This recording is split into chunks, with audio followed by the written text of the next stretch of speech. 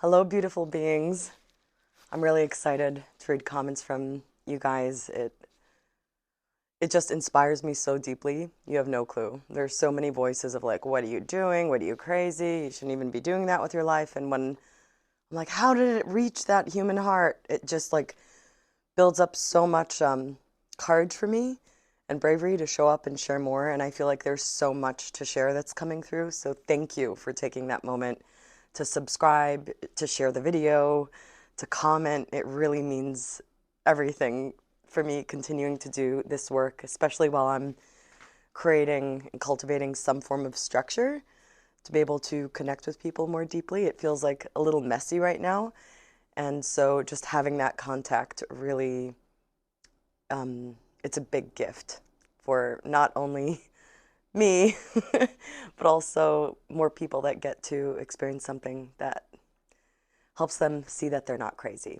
So today I wanted to get a little more personal because I really want to feel like I can show up as me, which sometimes there are layers to that. Like when one sits in front of a camera and speaks, there could be some layers, and especially from my background of acting and theater, and it's a process for me to actually feel like I can be fully myself with you guys.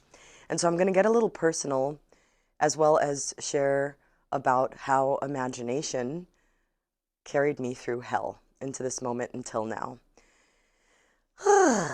So, I was supposed to go for dinner with friends, but I'm like, no, I need to record this video now. It feels really good to feel that level of inspiration. So, just to get some background on where I come from and how did I get to be so obsessed with play and the quantum universe and imagination. Um, so I was born into a very, very dark reality. I remember since I was little, I'm not going to get too deep into my life story, just like the overall picture for today, is I remember being born into a gray world. Like every person either looked depressed, miserable, in pain. Everybody was fighting around me. I was born to a family where there were already three kids that were like all 7, 8, 9 years older than me. So I felt like I was born into a family. And I was born in New York. In New York at that time, there were muggings. It wasn't safe. It was gray. It was gloomy. And from there, we moved to Israel. And in Israel, it was my family was very religious. Um, and so we moved to an extremely religious city in Israel, Jerusalem, and we moved to an extremely religious neighborhood in a religious city in Israel. For me, my experience, it was extremely repressive. It was all about what I can't do as a woman. It wasn't safe to sing. It was considered shameful if I looked too pretty or if I drew any attention. It was like me being a sinner or me, if any man ever looked, it was my fault. There was a lot of shame and there was a lot of what I can't do. Like that's what I remember growing up on is keep track of all the things you're not allowed to do in order to stay safe and so you won't be evil. That was like the main message that I received. Now, I'm not saying my whole childhood was black and horrible. It was mostly that. It was mostly that. It was super hardcore environment, extremely violent and abusive, always fighting. I was afraid to go home.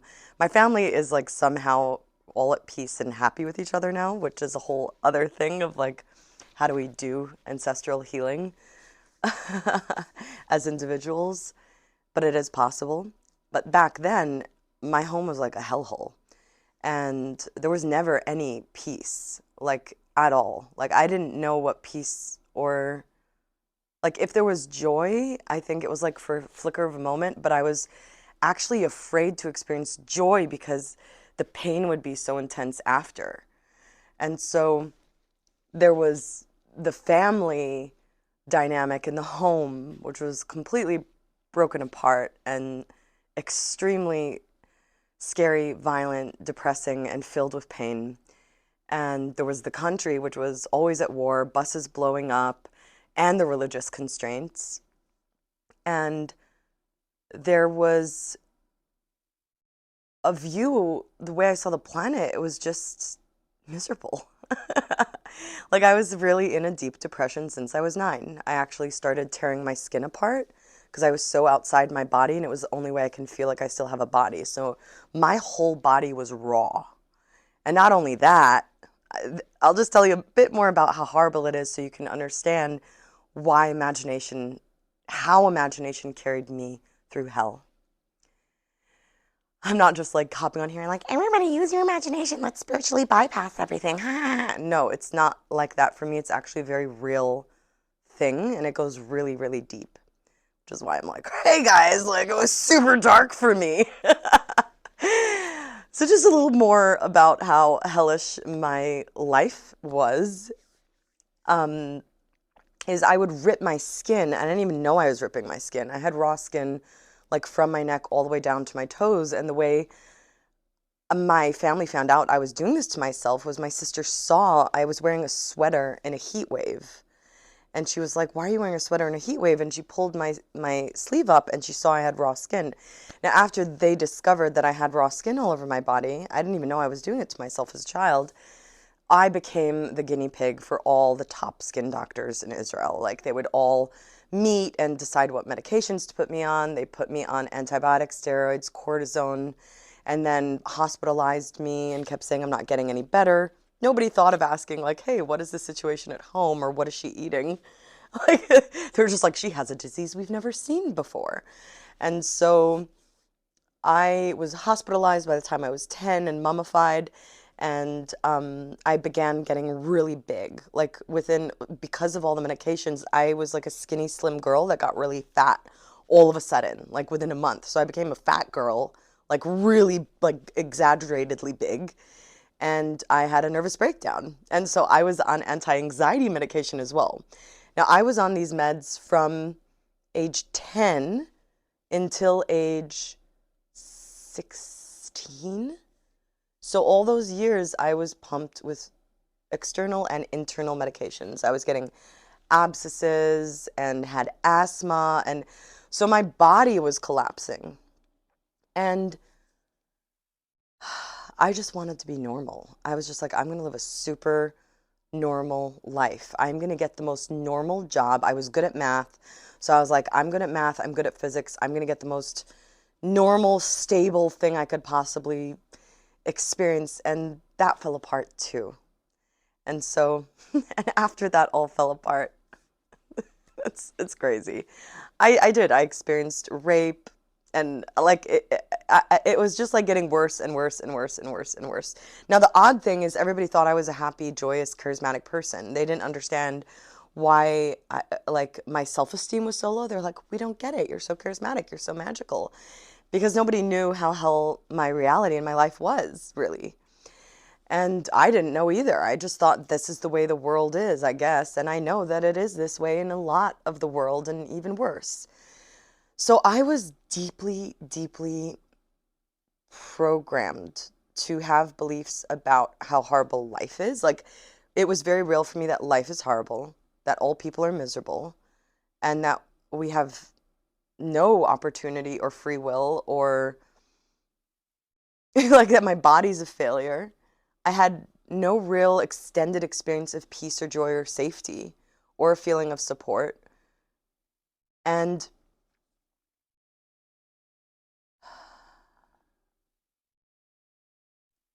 there are many things that happened.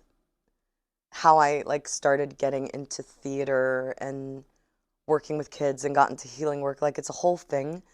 But what I want to share today before sharing more of my story, that was just like show you that like even like that's where I came from. Somehow my family had some sarcastic sense of humor, so we had moments of giggle, but that is what I knew life to be. And I'm not going to get into the rest of the story, but what I will tell you now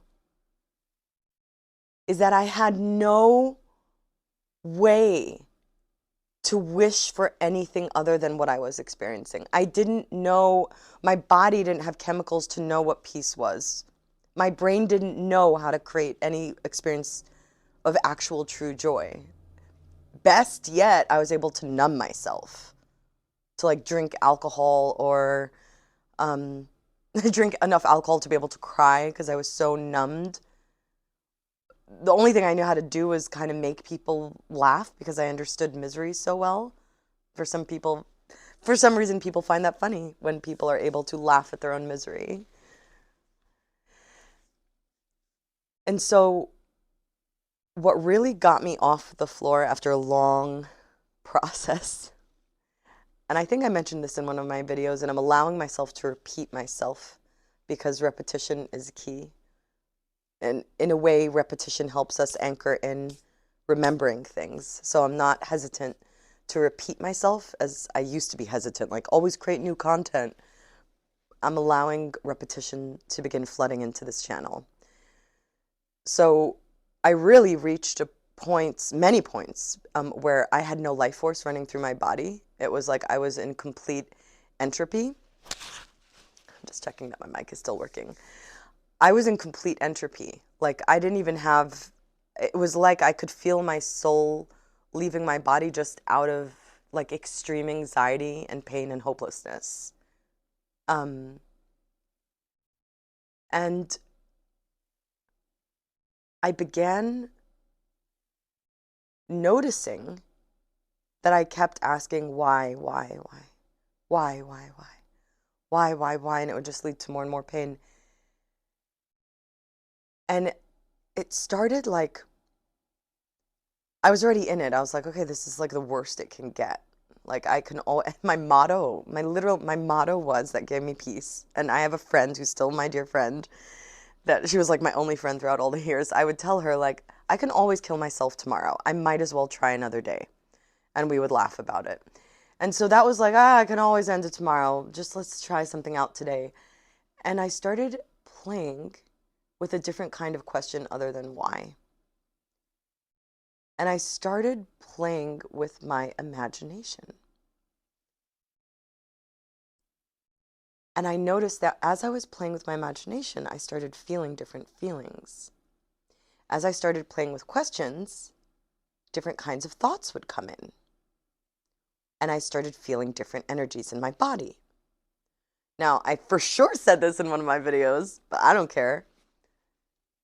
The most tangible experience I had with the art of using my imagination to create a question was from why. I was like, what if there are other people suffering like this? And what if I'm going through this so I can help them someday? Like I just played with my imagination, made up a question, and it felt like my soul that was hovering in like an in-between fourth dimensional space of eternal hell went into my body. It was like instantaneous. And I was like, fuck, like what was that? Like, I'm like, a question? I just imagined a question and I have life in my body and I think I feel inspired. I was like, oh, I started playing with more questions. Well, what if I'm choosing to go through what I'm going through specifically because they're people that are waiting for me to figure it out so I can help them one day, and that's going to be the most amazing experience ever. And what if I'm already on a different planet and I chose to come to this planet to do this work and I just got pumped. And so that was like the most tangible experience I had of playing with my imagination to create questions. And I started seeing that I can ask questions and I'll receive different feelings and different energies in my body.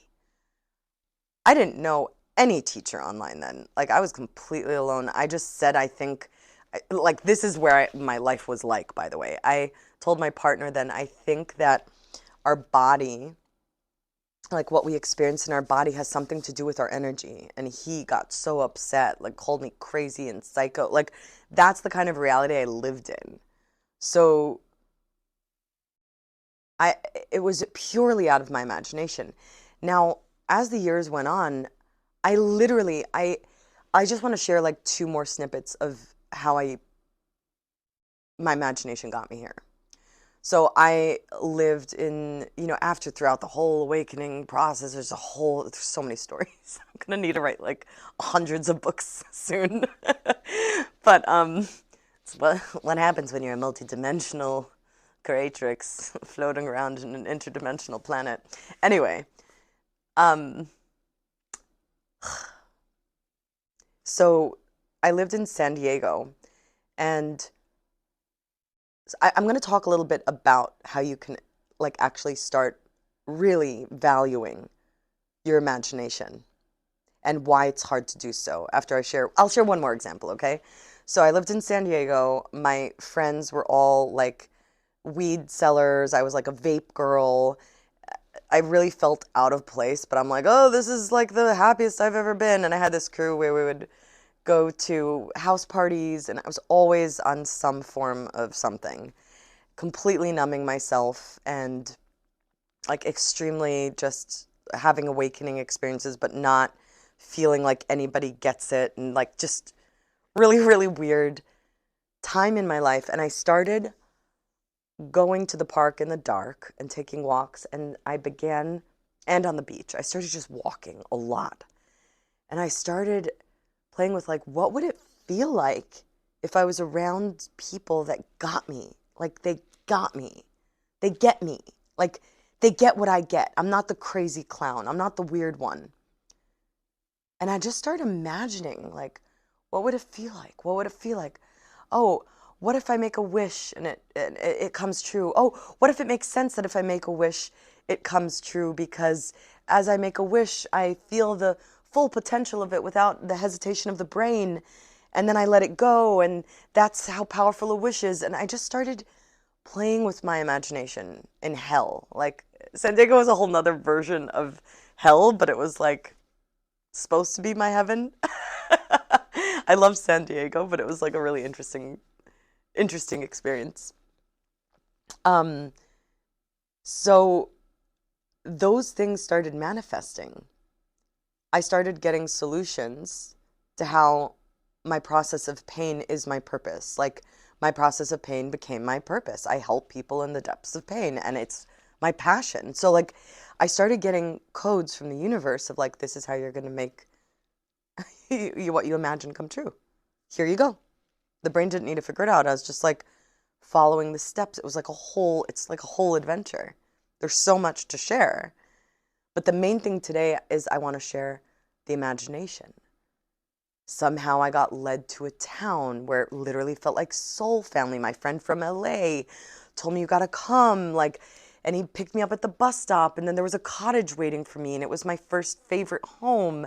And there was a car I can borrow that was there for me, and this whole soul family of like musicians and artists. And then like everything I've ever imagined started coming true. Like I would imagine living in an environment where the earth was happy, and all people did all day was like share food and sing and dance, and we're all healers. And then I got led to that in Costa Rica. So it was all from literally things that I imagined how houses would be, people I'd meet. And it's beautiful. And now, why, I could talk about that forever too. Why is it so, if the imagination is so potent and valuable, why don't we use it, right? Let's acknowledge why, okay? One is because it's very scary. When one is not aware that they are in already a co-creator of what they're experiencing, and that they always have the ability to take their responsibility back, their ability to respond to their environment, which is actually what free will is. That's true responsibility, which is another video. Remind me. It's scary. It could be overwhelming. The limitless possibility. That's one. Two is because a lot of us were brought up in systems that train us to run a certain program, which is whatever you want to call it. The matrix, the corporate, whatever, I don't know, capitalist, blah, blah, blah, all these names to it. Basically what it is, from the way I see it, is it's a cocoon for creator beings to discover their potential and their creatorship. And so to me, it serves a purpose. And that's part of the creatorship. This has been the number one question I've been playing with my imagination over the past month. What if everything has a purpose? So you could choose an imaginative question that you play with that makes you feel really good and make it your mantra. You don't need to know the answer.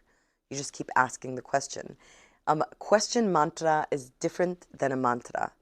A mantra says something is true and like, oh, I'm abundant, rather than what would it feel like to know I'm abundant now? Like that's a question. A question opens up a vessel to receive information, emotion, energy. An affirmation fights what is. And so this is so unlinear the way I'm talking. I know you get it. Life is unlinear. So inviting you to choose a question mantra for yourself, especially if you're swimming through different layers of hell. So again, why are we so afraid of the imagination? One is it's scary. Two is because we were trained to play a part in a certain game, a certain system that says, don't daydream. That's only your imagination. Parents like wanting their children to be safe, so like just shutting out their imagination, like feeding you with what's real, what's realistic, what's realistic. Whatever we were taught was real and the ultimate truth was just a program. That's it. It's a program that was birthed out of someone's imagination. And so when I work with people and they're like, oh, well, I need to deal with my reality, it's like, okay. Oh, I don't know. It's just my imagination. Just witnessing what people have to go through in order to reconnect with the power of their imagination, it's bittersweet. It's bittersweet to see whatever this word reality is, which is just a program that we were brainwashed to just replay over and over. It's like, this is the DVD player, there's a program in it saying, your imagination is stupid, your imagination is bad, don't trust your imagination, don't waste your time, and be responsible, be in the reality, which is just one game that a person that was, or a consciousness that was really wanting to feel power and control created and wants you to stay in it playing. Now, this isn't to shame you or me. I'm in and out of it all the time. This is just to acknowledge that it's hard. Like, this is the self-dialogue. Like, oh, it's just your imagination. Like, that's what happens. The system does that to us to keep us in it. It's not you. It's the program you're in. That's how it's going to sound. Oh, you got to be realistic. Keep up with your daily life, your family, your bills. It's just like endless. So knowing that it is like that, that's how it's designed to keep you playing the game. Because once you exit the game is going to change. You're like, oh, I'm not powerful. I'm just like a whatever, a thing hovering in this big world that doesn't need me. And it's like, actually, if you leave that game, the whole game is going to change, that whole system. And that's why they're doing everything to hold on to you. Because that's how games work. It's based off who's playing. So it'll do everything to hold you in by A, telling you your imagination is worthless, and that it's scary to play with your imagination, just so you know. Ugh, I get all feisty when I speak about this shit. So I just want to quote Einstein, or Einstein, in Israel we say Einstein, he says that imagination is way more valuable than knowledge because imagination creates worlds. Just saying. Alan Watts talks a lot about play and imagination. And so what I'd like for you to receive from me ranting about how horrible my life was and how imagination got me to where I am, how powerful imagination is, acknowledging why you're afraid maybe or disconnected from your imagination, is I just would love for you to explore the most simple thing that I'm so grateful to be able to share with you today. I've been through really rough times lately. Like, it's hard to think because right now I feel like, oh, damn, I'm badass. I just got through all that. Like, it's so challenging when we're in it. It's so, so, so challenging. And I'm here to say, like, look, haha, you see? Pretty dope. I feel pretty great. But literally, like this can happen like an hour after you feeling like you're down in the dumps. Like life is not linear. Life doesn't make logical sense. It's energetic flow. It's multidimensional. It's like, and it's your journey. It's your adventure. That's why it could feel so alone. It's like, is anybody going to save me? No. People can inspire you. I can be here to inspire you, to hold your hand, but it's your journey. It's your initiation. And so I would just love to inspire within you to really choose a question with your imagination that when you ask it, it just feels really good. Okay? It sounds really simple, right? And then when you ask yourself, like, I don't know, right? So, for example, what I've been doing for the past month is I was like just obsessing, and I mentioned this a few minutes ago, is everything has a purpose. What if everything that's happening has a purpose for me, for my evolution? What if and there was a day where I was just like, what if everything has a purpose? Everything has a purpose. I would talk to people and they'd see what I'm going through and I'm just like, everything has a purpose. What if everything has a purpose? What if everything has a purpose? And now I'm in a moment where I'm like, wow, it all had a purpose. And so we can talk about, why is the imagination so powerful? How does it work? I can say that the imagination is the gateway into all your psychic abilities. The imagination resides in the pineal gland, in your third eye, in the center of your skull, your mitochondria that sends signals to your whole DNA, creating your experience of your reality from the inside out. I'll just say that. And so, what question are you going to ask yourself that feels really good to you, especially if you're swimming in the experience of hell? And that hell, like I mentioned in the the previous video, is your cave of wonders. In the deepest hells, that's where we get to really discover the value of our psychic abilities, our innocence, our imagination, and our ability to play. What question feels really good to you when you ask yourself? Choose it now. Does it begin with what if? Does it begin with how? Does it begin, better not why, because that activates the mind, the brain, and logic. Does it begin with, what other ways are there to ask? Anyway, comment with that question. Give it attention, give it intention, write it, make it more real. Share it.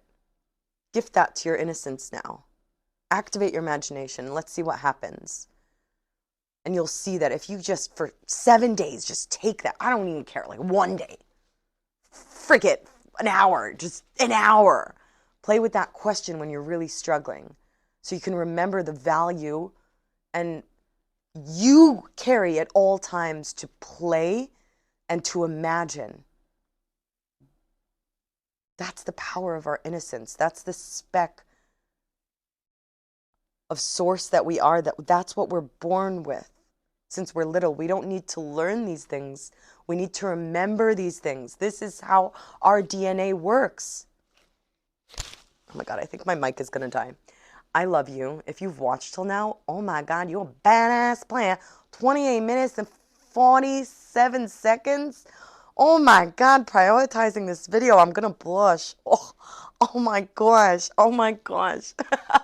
No, seriously, thank you for sharing your attention here. Like, your attention is the most valuable currency on the planet. So as you're valuing your attention here, you're literally co-creating this reality and this stream of consciousness. I might be the one on the screen in front of you, but you being there is equal co-creator kind of energy. So thank you for co-creating this moment. Thank you for yes-anding this way of improvising life.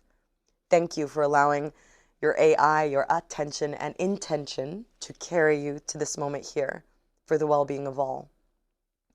If you would like to dive deeper, then I'm actually doing a free Creator and You call on Monday, this Monday at 4 p.m. Pacific for an hour and a half.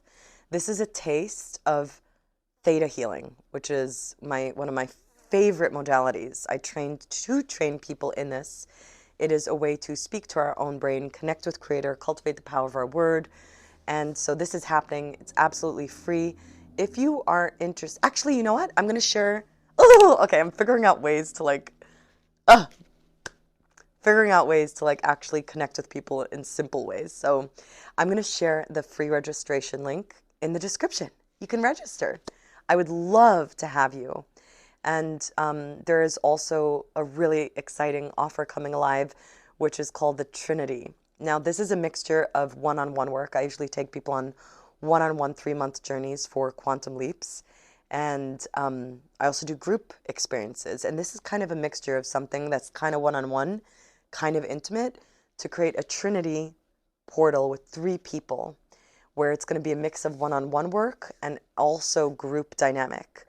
So there could be miniature planet and network for you to launch from after the 3 months. So if you're interested in that, please email me. I'll leave my email below and I will respond with some information.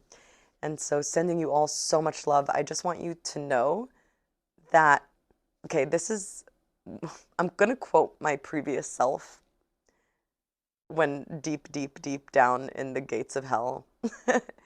These words came through. Dark, so dark, no light around. Giving up sight, I close my eyes. Then within I found. I'm inviting you to actually close your eyes to feel that for a second. Dark, so dark, no light around. Giving up sight, I close my eyes. Then within I found. So when it's so dark in our reality, love, it's an invitation to go inside, and it doesn't make the initial walking indoors easy. But once you walk into yourself, that is where the light is. That is where everything you want is. It's inside you. You have everything you need inside you. So I'm really curious to know what question you chose for yourself. Please share it. I really want to know. Okay, if this resonated with you, then what? Seriously? For real? Oh my God. Comment, subscribe, like, that would mean the world to me. I'm not like codependent on that, but like I would feel really inspired by that. So thank you for being you. And please be more of you, because all the other parts are taken. Okay? Much love, sweetheart.